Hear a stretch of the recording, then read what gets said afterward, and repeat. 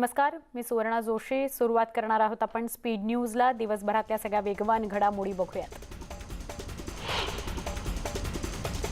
सुरुवातीलाच अत्यंत महत्त्वाची बातमी. परभणीच्या जिल्हाधिकारी आचल गोयलच राहणार आहेत. याबाबत मुख्यमंत्री उद्धव ठाकरे यांनी स्वतः दखल घेतली आहे अशी माहिती नवाब मलिकांनी दिली. पदभार स्वीकारण्याच्या एक दिवस आधीच त्यांची नियुक्ती रद्द झाल्याने वाद निर्माण झाला होता. तसंच त्यांनाच जिल्हाधिकारी करावं या मागणीकरता स्थानिकांनी आंदोलन सुद्धा केलं होतं. याबाबतची बातमी आणि पाठपुरावा न्यूज 18 लोकमतनं केला होता. या बातमीची दखल मुख्यमंत्र्यांनी घेतली आहे आणि त्याच जिल्हाधिकारी राहतील हे स्पष्ट करण्यात आलंय. पूरग्रस्तांसाठी 11,500 कोटींचं पॅकेज जाहीर करण्यात आलंय. याबाबतचा महत्त्वपूर्ण निर्णय राज्य मंत्रिमंडळानं घेतलाय. महापुरात ज्यांची पूर्ण घरं पडली आहेत त्यांना 50,000 अंशतः आणि 50% पडलेल्या घरांना 25,000 तर दुकानदारांना 50,000 आणि टपरी चालकांना 10,000ची मदत करण्यात येणार आहे. मंत्री नवाब मलिक यांनी राज्यपालांवर नाराजी व्यक्त केली. कोरोना काळात राज्यपालांनी हस्तक्षेप केला असून ते राज्यपाल आहेत, मुख्यमंत्री नाहीत अशी टीका त्यांनी केली. राष्ट्रवादी काँग्रेसचे अध्यक्ष शरद पवार यांनी केंद्रीय मंत्री अमित शहा यांची भेट घेतली. अमित शहांकडे सहकार खात्याचा कारभार आल्यानंतर दोन्ही नेत्यांमध्ये ही पहिलीच भेट आहे. पवारांसोबत खासदार सुनील तटकरे, राष्ट्रीय सहकारी साखर महासंघाचे अध्यक्ष जयप्रकाश दांडेगावकर आणि प्रकाश नाईक नवरे यावेळी उपस्थित होते. यावेळी साखरेची विक्री किंमत वाढवण्याची मागणी करण्यात आली. तसंच इथेनॉल मिश्रणाला प्रोत्साहन देण्याच्या मुद्द्यावर भर देण्यात आला. त्यावर अमित शहा यांनी याविषयी नवीन धोरण आणण्याचा विचार असल्याचं स्पष्ट केलं. महाराष्ट्र राज्य माध्यमिक आणि उच्च माध्यमिक मंडळाकडून 12वीचा निकाल जाहीर करण्यात येणार आहे. मंडळाचे अध्यक्ष दिनकर पाटील निकाल जाहीर त्यांनी केला आहे. राज्याचा यंदाचा निकाल हा 99.63% इतका लागलेला आहे. या परीक्षेत राज्यातील पुणे, नागपूर, औरंगाबाद, मुंबई, कोल्हापूर, अमरावती, नाशिक, लातूर आणि कोकण अशा 9 विभागीय मंडळांमधून विज्ञान, कला, वाणिज्य आणि HSC व्होकेशनल या शाखांमधील एकूण 13,19,754 विद्यार्थ्यांची नोंदणी करण्यात आलेली होती. त्यापैकी 13,14,965 विद्यार्थी उत्तीर्ण झालेत. निकालाची टक्केवारी 99.63% इतकी आहे. लोकल सुरू करण्याबाबतचा निर्णय सध्या थांबवला असल्याची माहिती आरोग्यमंत्री राजेश टोपेंनी दिली. लोकल संदर्भात मागण्या जरूर आहेत. 2 डोस दिलेल्यांना प्रवासास मुभा देण्यातील अडचणींचा विचार सुरू असल्याचं यावेळी त्यांनी म्हटलं. तसंच राज्यात झिका व्हायरसची एकच केस समोर आली आहे. त्याचा प्रसार होऊ नये याच्या सूचना दिल्या गेलेल्या आहेत. तशा उपाययोजना त्या परिसरात सुरू केल्या गेल्या आहेत अशी माहिती आरोग्यमंत्री राजेश टोपेंनी दिली. राज्यात निर्बंध शिथिल करण्यात आले असले तरी देखील मंदिर बंदच राहणार आहेत. शिर्डीतील साई मंदिर बंद असल्यानं इथले व्यावसायिक हवालदिल झालेत. गेल्या अनेक महिन्यांपासून व्यवसाय ठप्प असल्यानं व्यावसायिक आर्थिक संकटात सापडले आहेत. पुण्यात व्यापारी महासंघानं दुकानांची वेळ वाढवून देण्याच्या मागणीकरता घंटानाद, थाळीनाद आंदोलन केलं. गुंडलक चौकात हे आंदोलन करण्यात आलं. लक्ष्मी रोडवरही अशाच पद्धतीनं आंदोलन झालं. पुणे शहरातले 40,000 व्यापारी आंदोलनात सहभागी झाल्याचा दावा पुणे व्यापारी महासंघानं केला आहे.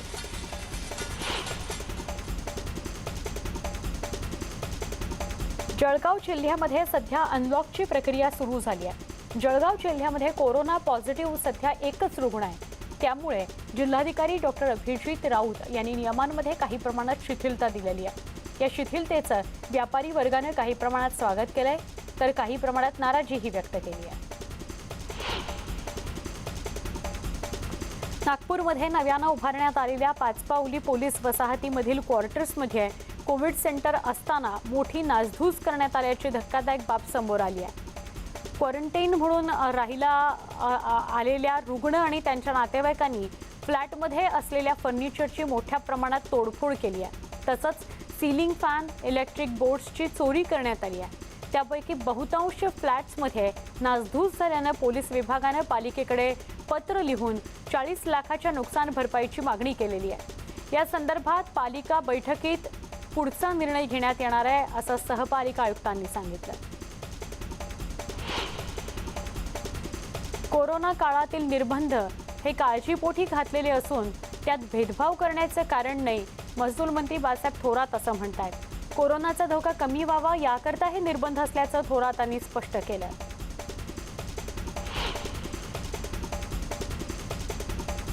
पशुधन पदवीधारक संघटनेच्या वतीनं विविध मागण्यांकरता साखळी उपोषण करण्यात आलं। शहरातील छत्रपती शिवाजी महाराज पुतळा परिसरामध्ये मोठ्या संख्येनं पदवीधारक आंदोलनात सहभागी झाले।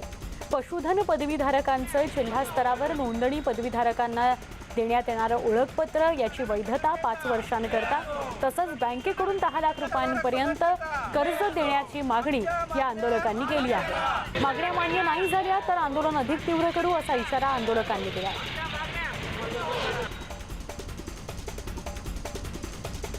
रुग्णसंख्या कमी होत असताना देखील निर्बंधांमध्ये सूट न दिल्यानं उल्हासनगरमधील व्यापाऱ्यांनी आंदोलन छेडलंय। शहरातील 10,000 पेक्षा जास्त दुकानदारांनी आंदोलन सुरू केलंय। काळ्या फिती बांधून हातात बॅनर पकडून राज्य सरकारकडे शहरातील दुकानदारांना संध्याकाळी 8 पर्यंत दुकानं खुली ठेवण्याची परवानगी द्यावी ही मागणी व्यापाऱ्यांकडून केली जाते। पशुधन पर्यवेक्षकांना जनावरांवर उपचार करण्याकरता सरकारनं निर्बंध आणल्यानं त्यांनी 15 जुलैपासून राज्यभर कामबंद आंदोलन सुरू केलंय। या संपामुळे उपचाराअभावी जनावरं मोठ्या प्रमाणात मरतायत। संपावर तोडगा काढून पशुधन पर्यवेक्षकांना जनावरांवर उपचार करण्याची परवानगी द्यावी या मागणीकरता स्वाभिमानीचे नेते रविकांत तुपकर यांच्या नेतृत्वाखाली बुलडाणा जिल्हाधिकारी कार्यालयावर विराट धरणं आंदोलन करण्यात आलं। शिवसेना आणि राष्ट्रवादी काँग्रेस ओबीसी विरोधी असल्याचा आरोप चंद्रशेखर बावनकुळेंनी केलाय। त्यानंतर आता काँग्रेस आमदार अभिजित वंजारी यांनीही शिवसेना आणि राष्ट्रवादी काँग्रेस ओबीसी विरोधी असल्याचं म्हटलंय। यावरून चंद्रशेखर बावनकुळेंनी काँग्रेसला चिमटा काढलाय। जर काँग्रेसला ओबीसी समाजाचा कळवळा असेल तर काँग्रेसनं सत्तेतून बाहेर पडावं असं भाजप नेते चंद्रशेखर बावनकुळे म्हणाले। सरकारनं ओबीसी समाजाचा फुटबॉल करू नये, डिसेंबरपर्यंत एम्पिरिकल डेटा गोळा करून ओबीसींना आरक्षण द्यावं अशी मागणी बावनकुळेंनी सरकारकडे केली आहे। चिपळूणमधील पुरामध्ये व्यावसायिकांचं मोठं नुकसान झालंय। चिपळूण मेजर कलेक्शनचे मालक अरुण भोजने जवळपास 50 लाखाचा माल भिजल्यामुळे तो खराब झालाय। भिजलेल्या कपड्यांमुळे प्रचंड दुर्गंधी सुटली आहे। मात्र विमा कंपन्यांना पुरावा देण्यासाठी व्यावसायिकांना त्रास सहन करावा लागतोय। त्यांचं आरोग्य धोक्यात घातलं जात आहे। दरम्यान मुख्यमंत्र्यांनी विमा कंपन्यांना ताकीद देऊन सडलेल्या मालाचा तात्काळ पंचनामा करत विल्हेवाट लावण्याची मागणी चित्रा वाघ यांनी केली आहे। मनसे नेत्या शालिनी ठाकरे यांनी हिंदी चित्रपटसृष्टी महाराष्ट्रात आलेल्या पुराबाबत असंवेदनशीलपणे वागत असल्याची टीका केली आहे। कोरोना काळात सोनू सूद नावाच्या मसीहाचा जन्म झाला होता, पण कोकणातील पूर परिस्थितीत हे महात्मे गायब होतात अशी टीका त्यांनी केली आहे। महाराष्ट्रात इतका मोठा पूर आला पण तिथं मदत कार्यात चित्रपटसृष्टीनं कुठल्याच प्रकारची मदत केलेली नाही, त्या विरोधात त्यांनी नाराजी व्यक्त केली।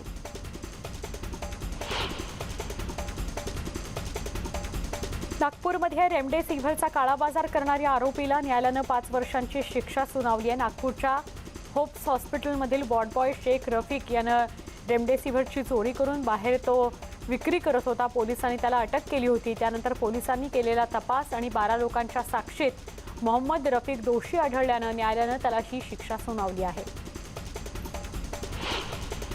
सांगलीच्या संजय नगरमधील दडगे या प्लॉटमध्ये राहणाऱ्या 2 वर्षाच्या चिमुरडीचा आईनं गळा घोटल्याची धक्कादायक घटना समोर आली आहे। मुलगी गतिमंद असल्यानं तिच्या आईनंच एका हातानं गळा आणि दुसऱ्या हातानं तोंड दाबून तिचा खून केला असं तपासात निष्पन्न झालंय।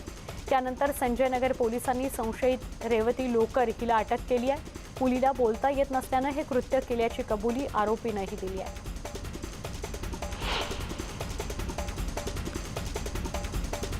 गुन्हेगारी पार्श्वभूमी असलेल्या भुसावळचे माजी प्रभारी नगराध्यक्षांसोबत डान्स करतायत त्या प्रकरणात 5 पोलीस अडचणीत आले। चौकशीत हे पोलीस दोषी आढळल्यास त्यांच्या समवेत कठोर कारवाईचे संकेत पोलीस अधीक्षकांनी दिले आहेत। एका कार्यक्रमादरम्यान प्रसंगी मैं हूं डॉन या गाण्यावर शहर पोलीस ठाण्यातील 5 कर्मचारी आणि अनिल चौधरी यांनी ठेका धरला। ही क्लिप सोशल मीडियावर व्हायरल झाल्यानं चांगलीच खळबळ उडालेली आहे।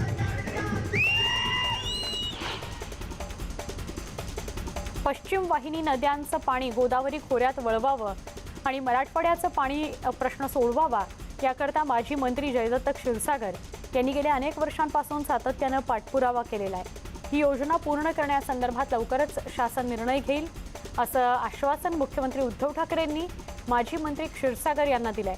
त्यामुळे मराठवाड्याचा 5वीला पुजलेला दुष्काळ या योजनेनं नाहीसा होईल असा विश्वास जयदत्त क्षीरसागरांनी बोलून दाखवला। बांदीपोरा जिल्ह्यातील चंदाजी परिसरात सुरक्षा दल आणि दहशतवाद यांमध्ये चकमक सुरू झाली। 2 अतिरेकी या भागात लपून बसले असल्याची माहिती मिळालेली होती। काँग्रेस नेते राहुल गांधींसोबत सोमवारी महत्त्वाची बैठक झाल्याची माहिती संजय राऊतांनी दिली। राहुल गांधींच्या मनात काही शंका होत्या त्या दूर झाल्याचं राऊत म्हणाले। राहुल गांधी लवकरच महाराष्ट्रात येणार असल्याची माहितीही त्यांनी दिली। संसदेतील कोंडीला कारणीभूत ठरलेल्या पॅगॅसस या प्रकरणामध्ये संपूर्ण चौकशी करायला बिहारचे मुख्यमंत्री नितीश कुमार यांनी अनुकूलता दर्शवलेली आहे। नितीश कुमार यांचा जनता दल हा पक्ष केंद्रात तसंच राज्यात भाजपचा मित्रपक्ष आहे। संयुक्त राष्ट्राच्या सुरक्षा परिषदेची कमान सांभाळताना भारत पुढे आहे। सागरी सुरक्षा, आंतरराष्ट्रीय शांती आणि सुरक्षेवर होणाऱ्या एका महत्त्वाच्या बैठकीच्या अध्यक्षपदी पंतप्रधान नरेंद्र मोदी विराजमान होणार आहेत। भारत सलग 3 उच्चस्तरीय बैठक घेणार आहे। यात सागरी सुरक्षा, दहशतवाद आणि आंतरराष्ट्रीय शांतता या गंभीर विषयांवर चर्चा होईल। 9 ऑगस्टला पंतप्रधान नरेंद्र मोदी या व्हर्च्युअल बैठकीत भाग घेतील। भारतीय लष्कराचं हेलिकॉप्टर कोसळलंय। पठाणकोटमधील रणजीत सागर धरणाजवळ भारतीय लष्कराचं हेलिकॉप्टर कोसळलंय। सुदैवानं पायलट आणि सहपायलट दोघेही सुरक्षित असल्याची माहिती मिळते आहे। 10:30 वाजता म्हणजे 10:20 ही घटना घडली।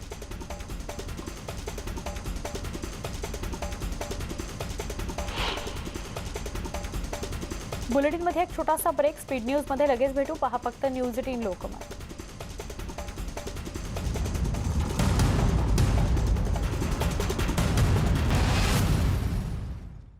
स्पीड न्यूजमध्ये आपलं पुन्हा एकदा स्वागत। वळूया पुढच्या वेगवान घडामोडींकडे। दिल्लीत इंधन दरवाढी विरोधात काँग्रेसनं सायकल रॅली काढली। यावेळी काँग्रेस नेत्यांनी दिल्लीतील मोदी सरकारवर टीका केली। देशभरात काँग्रेसकडून आंदोलन करण्यात आलं। यावेळी काँग्रेस खासदार सायकलवरून संसदेकडे निघाले। विरोधक संसदेचं कामकाज चालू देत नसल्याचा आरोप करत पंतप्रधान नरेंद्र मोदींनी पुन्हा एकदा संताप व्यक्त केला। विरोधकांकडून वारंवार संसदेचं कामकाज बंद पाडणं हा संसदेचा, घटनेचा, लोकशाहीचा आणि लोकांचा अपमान आहे असं ते म्हणाले।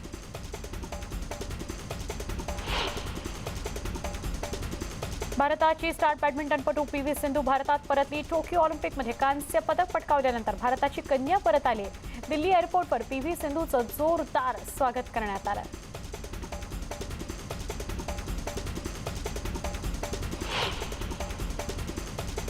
या सगळ्या घडामोडींसह स्पीड न्यूजमध्ये इथेच थांबतोय। ताज्या बातम्यांसह काही क्षणात पुन्हा परत येतोय। पहा फक्त न्यूज 18 लोकमत।